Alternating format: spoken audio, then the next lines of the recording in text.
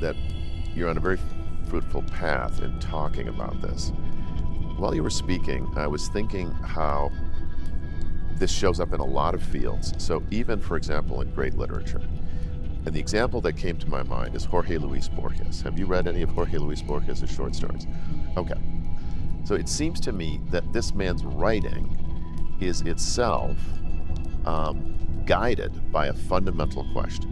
And maybe this is true of other great authors. In fact, I would be willing to give you some other examples. Borges' question is this: what are the effects of infinity on human beings? Right? Because we have stories like Funes the Memorious. The guy falls, hits his head, and not only cannot forget anything, and not just from that point, I mean, he actually remembers everything, but his experience is as vivid, his memories are as vivid as the moment of experience itself. And so he's completely overwhelmed, and he just lies in the bed. He lies in the dark. And then we have, for example, the Immortal. And it's about a guy who is in North Africa in fighting, this is his earliest memory anyway, and fighting in North Africa in a Roman legion, and accidentally drinks the water of life, the water of immortality. And then after centuries and centuries, he seeks death. And he reasons that there must be an antidote, right? If there's a place where you can drink water and makes you immortal, there's got to be some other spring or something that you can drink and allow you to die. But the problem is that his life just blends together. He can't separate anything out because... So is Borges looking for the advantages to finitude, let's say? Yes, exactly. Well, let me put it a different way. What he is suggesting is that we are creatures of finitude. We are creatures of finitude in terms of our lifespan. We are creatures of finitude in terms of our intelligence, our memory. We are creatures of finitude in terms of our capacity to understand. So, for example, there's another wonderful story. It's about a Mayan priest during the time of the conquistadors, and they destroy the civilization. They throw him in a underground prison, and there are some bars, and on the other side is a jaguar. And he begins to recall that there's an ancient myth that the gods have inscribed in the world somehow a phrase that gives you complete omnipotence if you could utter the phrase. Anyway, and one day he's watching the jaguar and he realizes that its spots spell out somehow this phrase, which he then utters, and then he's looking for a way to destroy the conquistadors and restore Mayan civilization. But now he sees everything, this great wheel, the entire universe. He understands everything. And he has no longer any interest in doing anything because that knowledge simply, it's complete. It's complete, and it's totally irrelevant what's happening here on Earth or anything like that. My favorite is the Library of Babel, which is about this. The universe is a library, and the library has, hexagonal cells, and every cell has X number of shelves, and every shelf has X number of books of exactly the same length, written in 23 characters or 24, whatever it is, a certain number of letters, comma, period, space.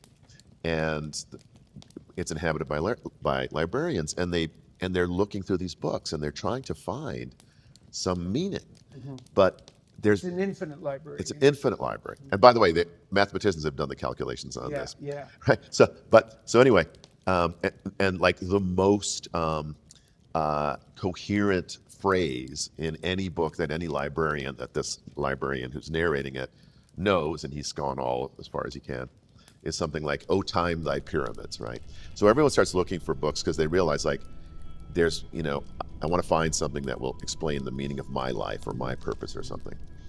And then the fundamental proposition of the library is formulated, which is that any book that is possible is actual in the library. Right. In other words, they can use like 1 million characters or something. So any combination of characters exists.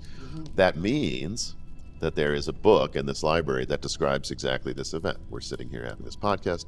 This is a possible book. It must exist in this library. Now, but there are also weird mathematical problems, because if you think about it, it can't be the case that any possible book is actual, because you can have catalogs of catalogs of catalogs, so that it like mathematically it explodes. But anyway, so my point is, what happens in a universe where finite beings, finite rational intellects, try to find some meaning and encounter or are afflicted by infinity in some way. So just to go back here, that's Borges's idea. Well, Is it's a fundamental problem, right? Right. Because obviously we have some relationship with the infinite. yes, Right. It might be a relationship of negation. Right, I mean, right. But there's no escape from the conundrum that we're finite right. and But- faced with, right, and faced with the infinite. indeed. But the point I really wanted to emphasize in what you were saying is this question becomes a fertile soil for these literary growths. In other words, this is the question that animates his being as a writer, and it's highly, highly productive. So we all know that questions are highly productive. Limitations. You see that in the creativity literature. Exactly. So there's a great, extremely comical example of that online.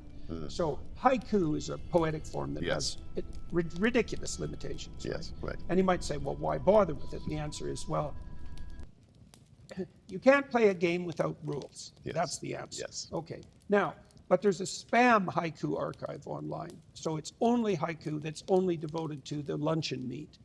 There's like the last time I looked at it's very funny. They're very funny. That's pretty good. And it's ridiculous. The baloney. MIT engineers made the archive, of course. And so there's 50,000 haikus there about spam. But then it's ridiculous, and it's supposed to be, and it's comical. But the point is that without that absolutely preposterous set of limitations, that whole universe of poetic beauty, you might say, and comic endeavor wouldn't have come into being. And so it's a very strange thing that there is a genuine relationship between finitude and abundance. Yes. Right? So there's a right balance between constraint and possibility that produces abundance. Too much possibility, there's nothing. That's Borges' point. Yeah. And then too much limitation, there's nothing. But there's some optimal balance. And maybe, it seems reasonable to propose that the fundamental issue in human life is how to get that balance exactly right. That's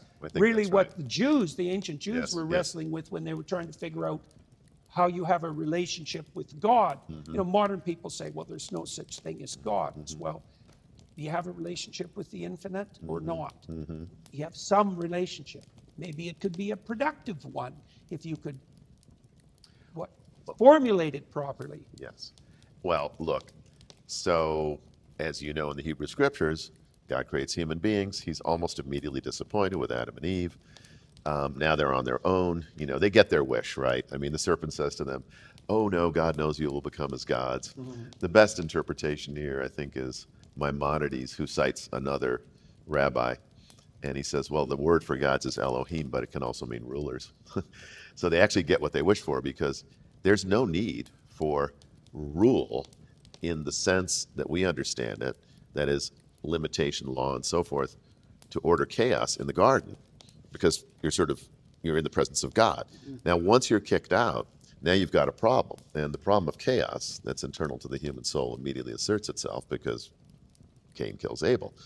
And of course, they screw up so badly. The problem of misaligned aim, like Adam and Eve turn away from the proper aim. Yes, like the builders of the Tower of Babel. And that's exactly right. Because they no longer, this is exactly what happens with the Israelites when they demand a king.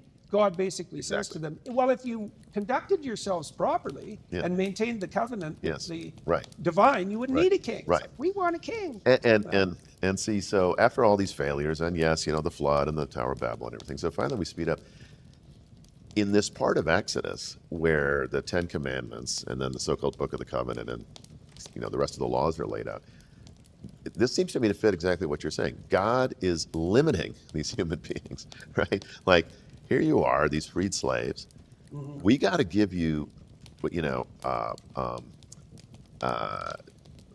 some sorts of channels in which to move your desires, and stop signs and restrictions and so forth. And only within those 613 laws can you have a flourishing life. Well, and it's even stranger than that in some sense, because first of all, you have the idea in the Garden of Eden that if your aim is proper, then you don't need well, to set your own course, right? Right, Which right. Eve decides she's going to do Right. regardless.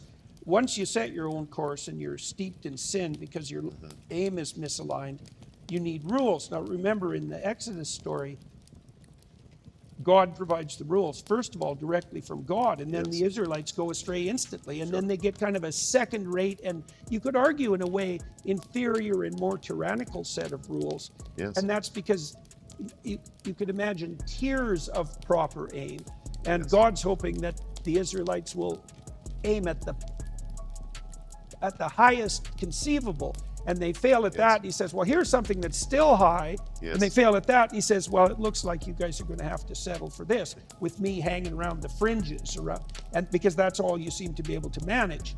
So, Yes. and I'm very interested in this idea of misaligned aim. Yes. Because I think the spirit of your aim answers your prayers. And so, okay, so now you talked Yes. about Borges, and you Yes. talked about the question, and that was part of a conversation right. we were having about questions About in general. questions. Yeah, so let's go And- back to the... Yeah, so like the fruitfulness of the question. Yeah, exactly. I mean, I think this is absolutely crucial. And let me say that there is a question that I know to be absolutely fundamental. And I know it to be fundamental because it shows up both in the Hebrew Bible and in Plato. Okay. In Plato, it shows up in the very first sentence of Plato's Phaedrus. And in the Hebrew Bible, it shows up when Hagar runs away from Sarah for the first time. And the angel comes to her in the wilderness.